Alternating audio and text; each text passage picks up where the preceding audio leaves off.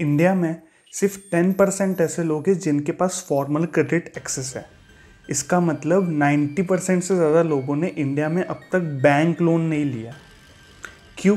क्योंकि बैंक्स उन्हीं को लोन देती है जो कुछ कोलैटरल सिक्योरिटी दे सके। अब क्योंकि गरीबों के पास इतनी संपत्ति नहीं होती कि वो कुछ बैंक को दे सके, तो मजबूरन गरीब अपने दोस्त, रिश्तेदार या फिर गांव के साहूकारों से लोन लेता है। ये साहूकार इन गरीबों का शोषण करता है और इनसे काफ़ी हाई रेट ऑफ इंटरेस्ट लेता है। ऐसे पीड़ित शोषित गरीबों का मसीहा बन के आया माइक्रो फाइनेंस। माइक्रो फाइनेंस गरीबों को कोलैटरल फ्री लोन देता है। माइक्रो फाइनेंस लोन से छोटे लोन्स होते हैं जिनकी रेंज पर इंडिविजुअल 10,000 से लेके 1 लाख तक की होती है और इनके इशू करने के प्रोसीजर्स काफ़ी सिंपल होते हैं और गरीबों को इनसे इंस्टेंट लोन मिल सकता है। और क्योंकि ये लोन्स महिलाओं को दिए जाते हैं तो इससे महिला सशक्तिकरण भी होता है। तो सुनने में तो बड़ा अच्छा लग रहा है, गरीबी मुक्ति, महिला सशक्तिकरण, आत्मनिर्भरता, बट ये गरीबों का मसीहा माइक्रो फाइनेंस आज उन्हीं का दुश्मन बन गया। आइए इसको कुछ एग्जाम्पल्स मैं आपको देता हूँ। जब एक किसान लोन पे लिए हुए अपने ट्रैक्टर की कुछ किस्तें चुका नहीं सका, तब महिंद्रा फाइनेंस के एम्प्लॉयज़ ने ट्रैक्टर ले जाने की कोशिश की और उस चक्कर में एक प्रेग्नेंट वुमेन को उस ट्रैक्टर तले कुचल दिया। ओडिशा के पुरी डिस्ट्रिक्ट में 2 एल्डरली कपल्स ने सुसाइड कर लिया क्योंकि रात को 11 बजे माइक्रो फाइनेंस कंपनी के लोग उन्हें प्रेशर कर रहे थे कि वो अपना लोन चुका दे। उत्तर प्रदेश के कुशीनगर डिस्ट्रिक्ट में एक माँ ने अपने ही 2.5 साल के बच्चे को बेच दिया क्योंकि वो माइक्रो फाइनेंस के लोन्स के तले दब चुकी थी। सबसे बड़ा क्राइसिस तो हुआ था आंध्र प्रदेश में सन 2010 में, जब 100 से ज़्यादा लोगों ने सुसाइड कर लिया था क्योंकि उनसे माइक्रो फाइनेंस के लोन का बर्डन और सहन नहीं हो रहा था। ये तो बस कुछ एग्जाम्पल्स है जो मीडिया में काफ़ी हाईलाइट हुए थे। ऐसे सैकड़ों एग्जाम्पल्स होंगे पूरे इंडिया में जो ये साबित कर रहे हैं कि माइक्रो फाइनेंस की दरिंदगी बढ़ते जा रही है।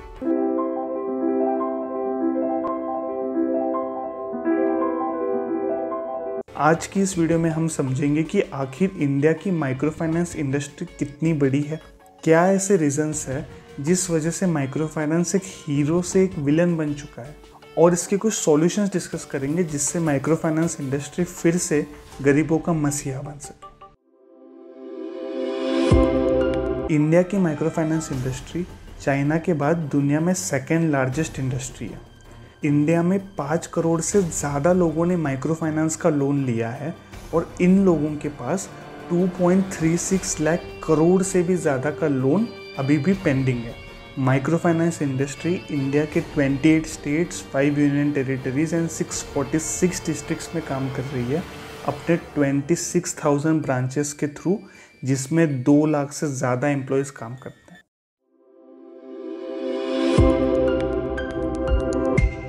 इंडिया में माइक्रो फाइनेंस सेक्टर की शुरुआत एक नॉन प्रॉफिट मॉडल के तौर पे हुई थी। तब माइक्रो फाइनेंस सेक्टर का प्राइम मोटिव प्रॉफिट कमाना नहीं था, बल्कि गरीब लोगों तक बैंकिंग फैसिलिटीज़ और ख़ासकर लोन फैसिलिटीज़ पहुंचाना था।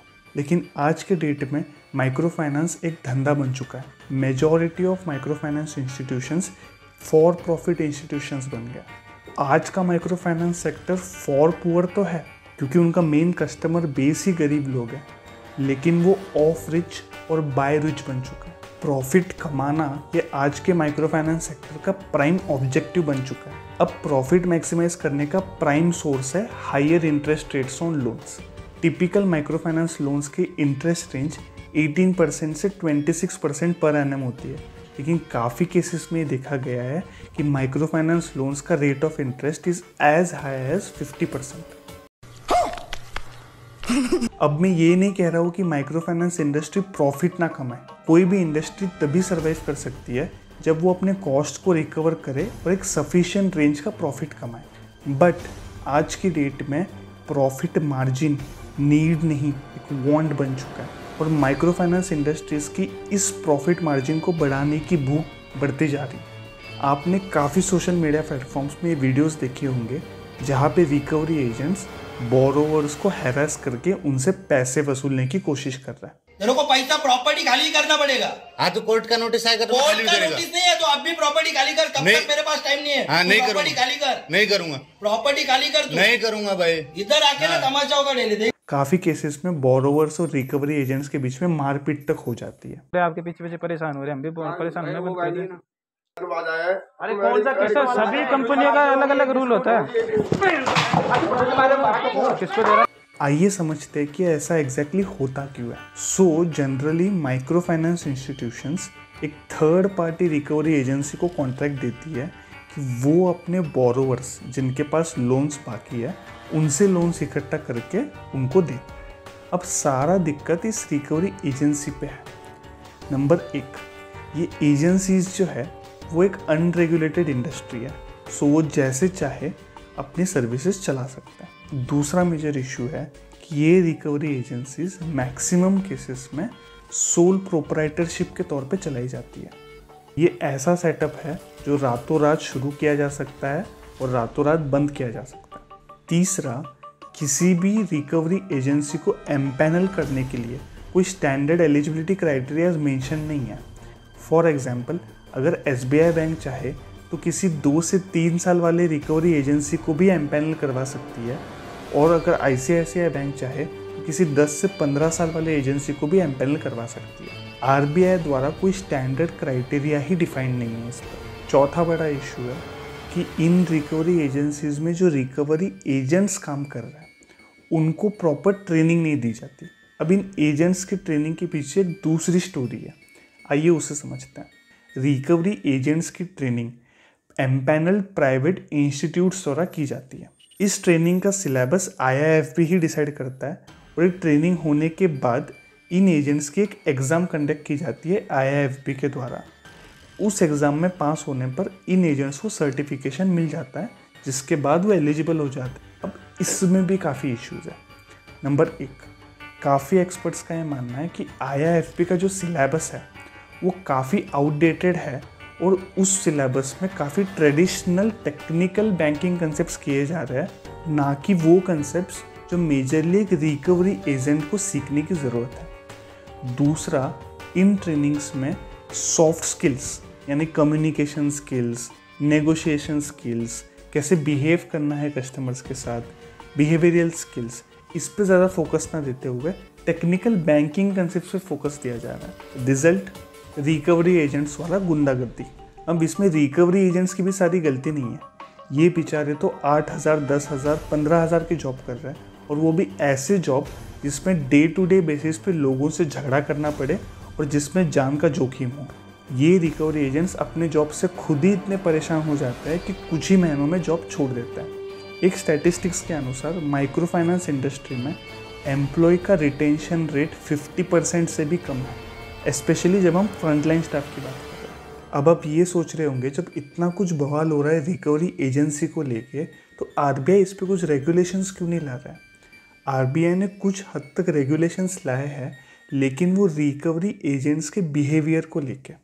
इसके अलावा RBI बैंक्स पे भी फाइन लगा रहा है अगर वो रिकवरी एजेंसी रिलेटेड नॉर्म्स को फॉलो नहीं कर रहा है। माइक्रो फाइनेंस इंस्टीट्यूशंस प्रॉफिट कमाने के चक्कर में ओवर लेवरेजिंग करने लगे हैं, यानी ज़्यादा लोन देने लगे हैं, जिससे ये गरीब लोग एक डेब्ट ट्रैप में फंस जाते हैं।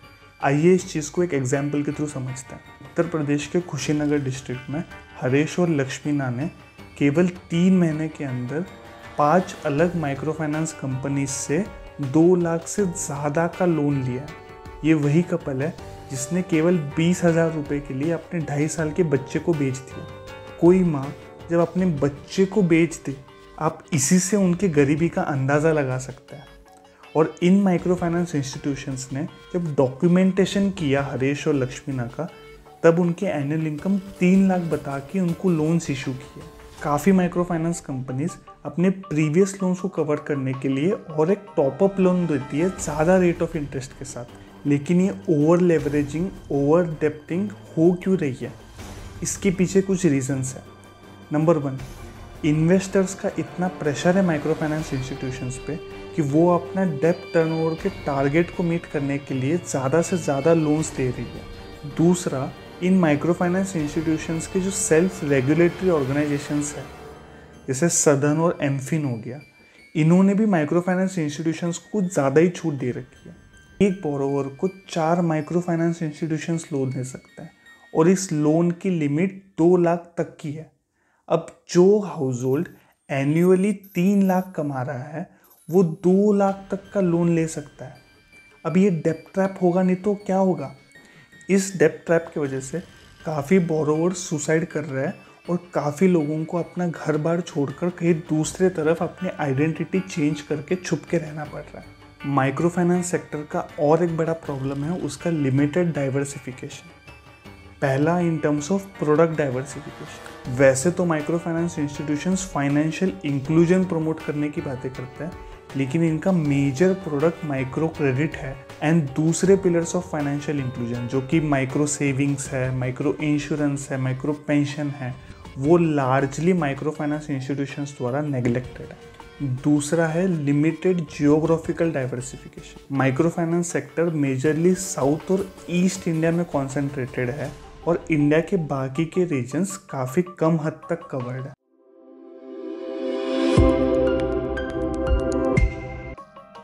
आइए अब कुछ सॉल्यूशंस डिस्कस करते हैं इन प्रॉब्लम्स को सॉल्व करने के लिए। नंबर 1, सेंट्रल गवर्नमेंट को अपनी एसएचजी बैंक लिंकेज प्रोग्राम और उसके रिलेटेड स्कीम्स जैसे national rural livelihood mission and urban livelihood mission को और ज़्यादा एक्सपांड करना पड़ेगा, जिसके थ्रू कमर्शियल बैंक्स द्वारा कम इंटरेस्ट रेट पे एसएचजीज को ज़्यादा लोन पास हो सके और गरीबों को इन एसएचजीज के थ्रू कम इंटरेस्ट रेट्स पे लोन मिल सके। इससे उनकी माइक्रो फाइनेंस की डिपेंडेंस कम हो जाएगी। दूसरा, गवर्नमेंट को ये इंश्योर करना पड़ेगा कि उनकी बेसिक गवर्नमेंट स्कीम्स जैसे ration card, health insurance, housing scheme, entrepreneurship promotion, livelihood promotion, ये वाली स्कीम्स नीचे लोगों तक पहुँचे ताकि इन पर्पसेस के लिए लोग माइक्रो फाइनेंस लोन पे निर्भर ना हो और उन्हें स्कीम्स के through subsidies and grant support मिल पाए। तीसरा, गवर्नमेंट को मैक्सिमम इंटरेस्ट रेट्स की कैप लगानी ही चाहिए, वरना प्राइवेट मनी लेंडर्स और माइक्रो फाइनेंस इंस्टीट्यूशंस में ज़्यादा अंतर नहीं रह जाएगा। इनफैक्ट काफ़ी स्टेट्स में प्राइवेट मनी लेंडर्स पे भी मैक्सिमम इंटरेस्ट रेट्स की कैप्स लगाई हुई है, तो क्यों माइक्रो फाइनेंस इंस्टीट्यूशन से एग्जेम्प्ट किया जा रहा है? चौथा, एक सेंट्रल डाटाबेस होना चाहिए जिससे एक बोरोवर के आधार कार्ड से उसने जितने भी बैंकों से लोन लिया है उसकी सारी डिटेल्स लिंक हो, ताकि कोई भी नई माइक्रो फाइनेंस इंस्टीट्यूशन जब उस बोरोवर को लोन देने जाए तब उसको अपनी क्रेडिट हिस्ट्री या बोरोइंग हिस्ट्री पता चल जाए। इससे ओवर लेवरेजिंग एंड डेब्ट ट्रैप का इशू कुछ हद तक सॉल्व हो सकता है। पांचवा, माइक्रो फाइनेंस इंस्टीट्यूशंस को कमर्शियल बैंक्स एंड दूसरे गवर्नमेंट फाइनेंशियल इंस्टीट्यूशन से लो कॉस्ट पे फंड्स दिया जाए कि in turn micro finance institutions भी गरीब लोगों को कम रेट ऑफ इंटरेस्ट पे वो लोन पास ऑन कर सकें। 6th पॉइंट है कि जो रिकवरी एजेंसीज हैं उनको रेगुलेट करने के लिए कुछ लॉज एंड रूल्स होने ही चाहिए, क्योंकि इतने अनरेगुलेटेड इंडस्ट्री के थ्रू अगर वसूली हो रही है तो कहीं ना कहीं borrowers are at a huge risk. आशा करता हूँ आपको ये वीडियो पसंद आई हो। अगर हाँ तो वीडियो को लाइक करें, शेयर करें, और आप अगर माइक्रो फाइनेंस इंडस्ट्री से जुड़े हुए हैं तो कमेंट बॉक्स में माइक्रो फाइनेंस रिलेटेड और प्रॉब्लम्स और उनके सजेशंस ज़रूर लिखें। जय हिंद, वंदे भारत। बेखौफ आजाद है जीना मुझे, बेखौफ